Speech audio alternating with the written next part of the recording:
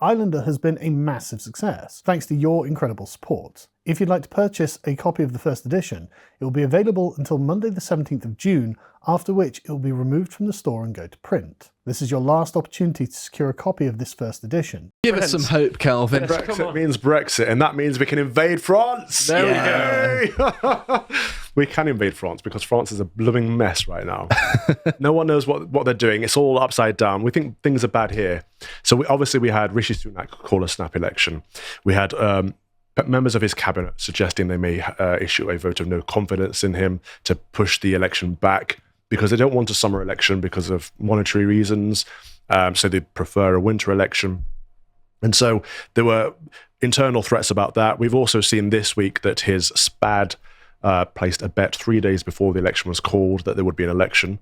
So I didn't hear about that. Insider trading. Yeah, he put £100 bets on that there'd be an election. That's dodgy, isn't it? Very dodgy, actually. Yeah. His closest SPAD. So clearly there's something going on there. So there's a similar madness going on in France. I don't believe in coincidences.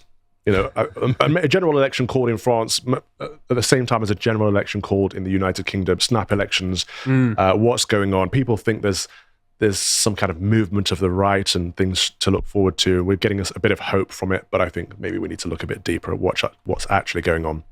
So I figured let's look at France as an example.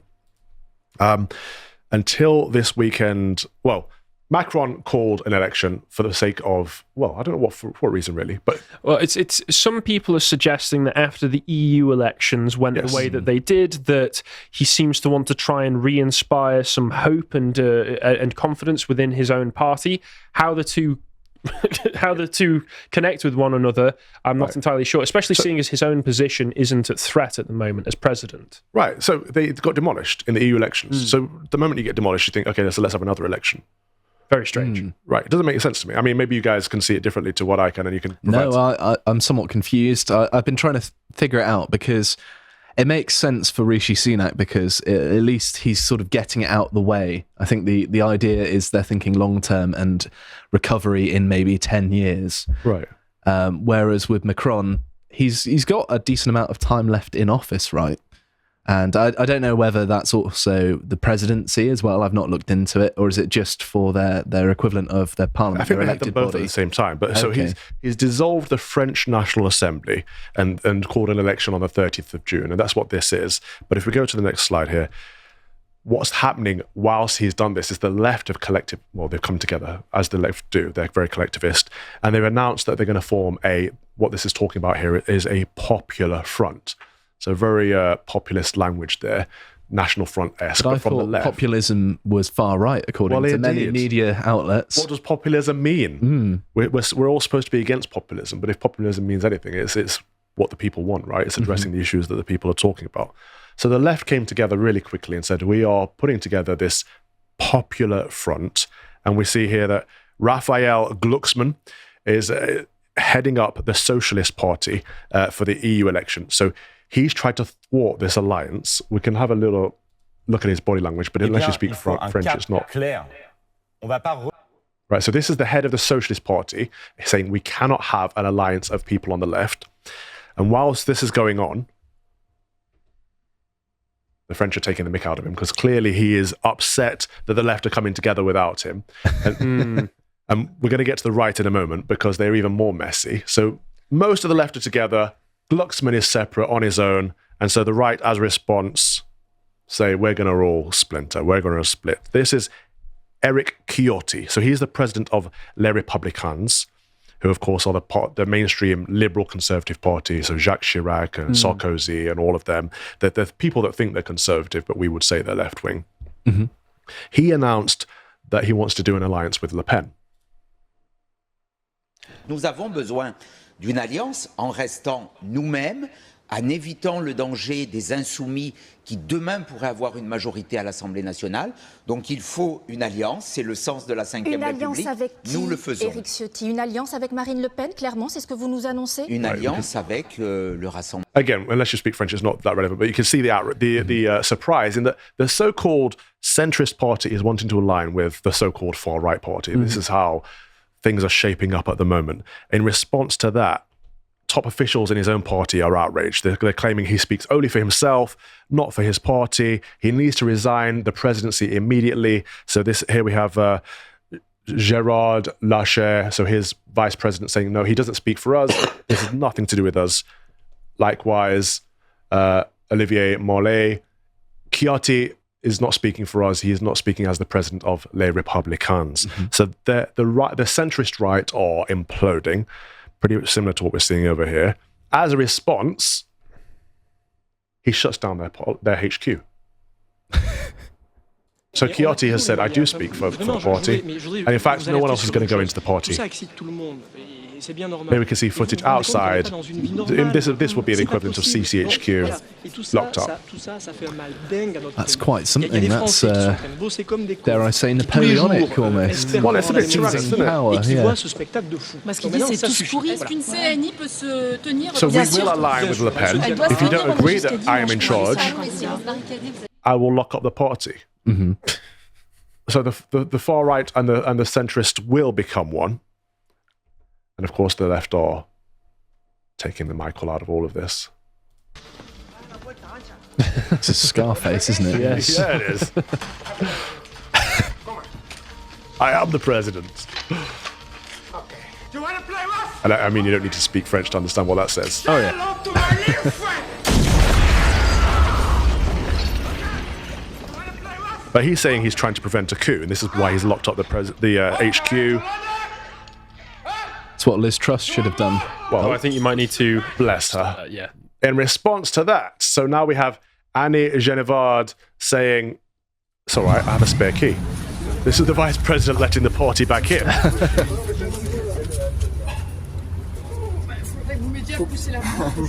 Oh, it's a heavy door, though. It is a big door. French politics is a joke, isn't it? I'm beginning to think most politics is a joke. I mean, a locksmith could have really changed that. If they just had a locksmith present, it would have been a very quick scandal.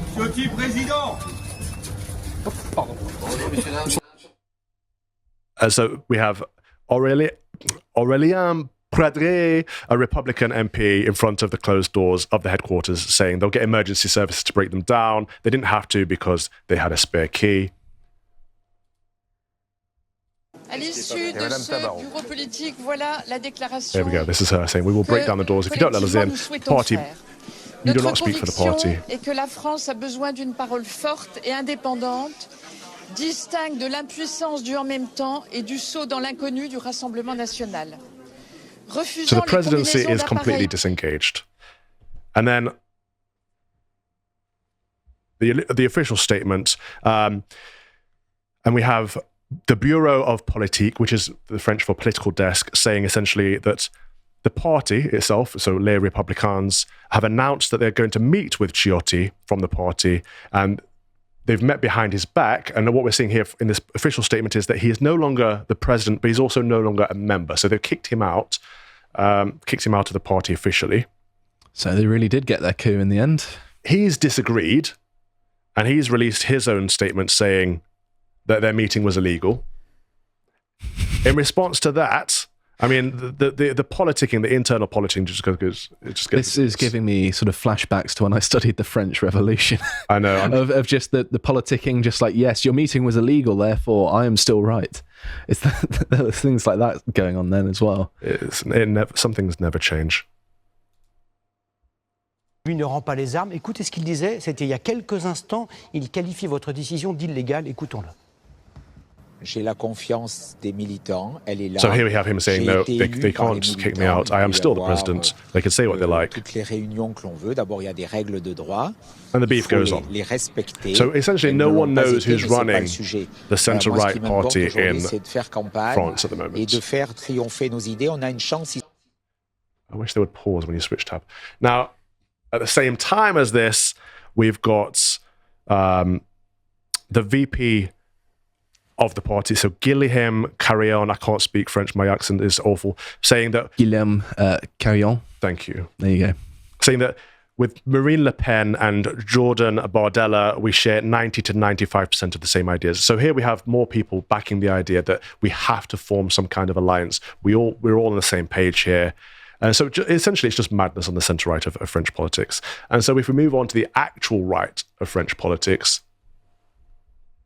here we've got Marianne Maréchal. So this is the granddaughter of Jean-Marie Le Pen, who isn't in Le Pen's party.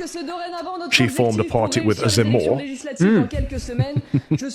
And so this is the RN, which is the National Rally, so similar language to the National Front. But if you look at the guy on the left's face as she's announcing, so what she's saying here is that we are going to form an alliance with... Well, that is Zemmour on the left, isn't it? Yes, that's Zemmour on the left. Yes. So he's clearly either unaware that she wants to form an alliance and or does not agree. And bear in mind, he's the founder of the party. He looks like he wants to throttle her at the minute. He was kind of like awkwardly like... He's like swaying with anger. This is my party and you're speaking at my podium and announcing that we're going to be forming an alliance. Why she's not in her family's party, I don't know, but Reconquête is the movement that they're gonna align with. And so, there she is. So she's announcing that she met with them, with RN, at the end.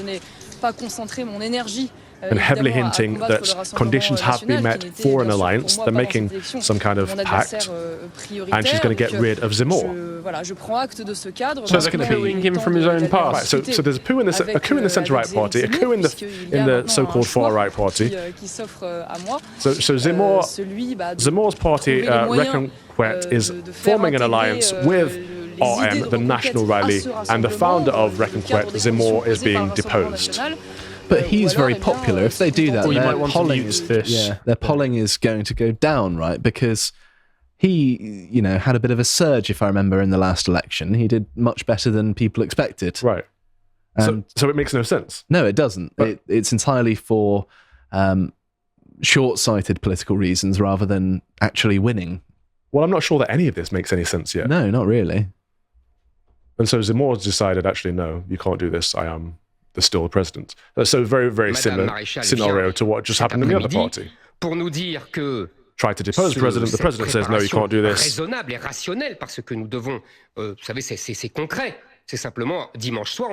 Essentially, he's saying, I'm not going to form an alliance, and instead I'm going to send my own candidates. And he's calling it a triple mistake for Maréchal to call for an alliance with RN. And so they're just as messed up. So Reconquête are just as messed up as Les Républicains. Depuis maintenant 48 heures et l'annonce de la dissolution de l'Assemblée nationale par le président de la République, essentially have no one j'ai tout tenté, to comme vote vous le for savez, yet. pour permettre Whereas the left got together straight away. I was going to say, could this be possibly what Macron was hoping for in that case? That if he was going to throw a snap election, basically throw everybody into chaos, he knows probably instinctively that the left already have alliances that they can rely on, whereas the right seem to be much more disorganized in this. And possibly when somebody more like Zemmour is more of a threat, and obviously an actual right-winger, you could say, that what you're doing is you're almost going to guarantee that to maintain respectability, they already are a bit wary about aligning with somebody like Le Pen, given that she's literally a fascist, as they would like to say. They don't want to go with somebody who's even more radical than Le Pen, she does like have Zemmour. Left-wing economics, Le Pen, if I remember rightly. But so that perhaps there's this feeling that one, you throw them all into chaos, and two, at the same time, you're going to be further pushing out dissidents from the system. I think that's exactly the plan, at the same time as discrediting them. So Macron comes out and says essentially that this new alliance, this popular front, so here he's attacking the lefty alliance, are anti-Semites. Mm-hmm. And this is because Jean-Luc Mélenchon's, so he's the head of the French National Assembly, are pro-Palestine. So he's associating pro-Palestine arguments with being anti-Semitic. So he's saying they're gauche and indecent there. He's speaking your language, isn't he, really? What, French? No, the language of snobbery. Oh, right. I can speak both. No, right. You speak both constantly. That's true, yeah. Well, maybe not French. It's not the same thing. Or it used to be. And then we have Alain Finkielkraut, one of France's foremost Jewish intellectuals, saying that he might actually be obliged to vote for Le Pen in order to block anti-Semitism.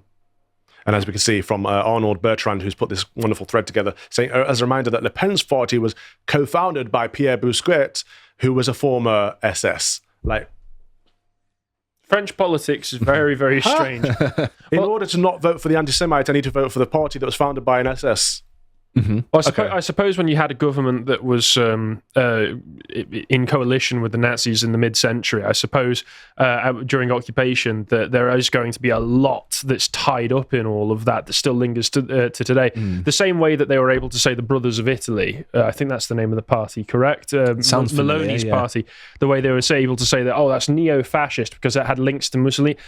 Mussolini was a big part of Italian politics for the first half of the 20th century. Most of the parties have some kind of residual connection. Well, it's a similar argument to saying, oh, you drive a Volkswagen. Oh, I didn't realise you're a fan of Adolf. Oh, you drink Fanta? Nazi. That's true. Fanta has a connection with the Nazis. Yeah, they made it specifically for them because it had a different sort of combination of ingredients, and it had ingredients which the Germans had in abundance, whereas Coca-Cola didn't. And so they wanted to continue selling to them. That's really interesting because black people really love Fanta. Oh my God. I quite like it as well. Okay. Yeah, I enjoy Fanta. Oh, Fanta Lemon's my favourite, though. I don't know where that came from, but Yeah. but this is just the mess of French politics. Oh, yeah. It's absurd. I don't understand a thing of what's going on, but I don't think the voters do either. And so we've got these elites, and such as Macron, just stirring the pot, making everything a mess. We've got parties on both sides just deposing their leaders and forming coups, and so no one knows who stands with who. They've got to form allegiances because they don't have first past the post. They've got this. It's not PR. It's that second vote system, representative system, and so people, they have to join with other people, but none of them actually get on. Who needs theatre when you've got French politics? Right. So that's where we are. I hope you appreciated that segment from the podcast of the Lotus Eaters. And if you want to see what else we're doing, you can watch Beau's series Epochs, where he talks about Captain Cook with Luca Johnson, a guest. And if you want to see what else we're doing more generally, we always share links to our work on our Twitter. So that's a good way of keeping up with what we're doing. Thank you for watching, and goodbye.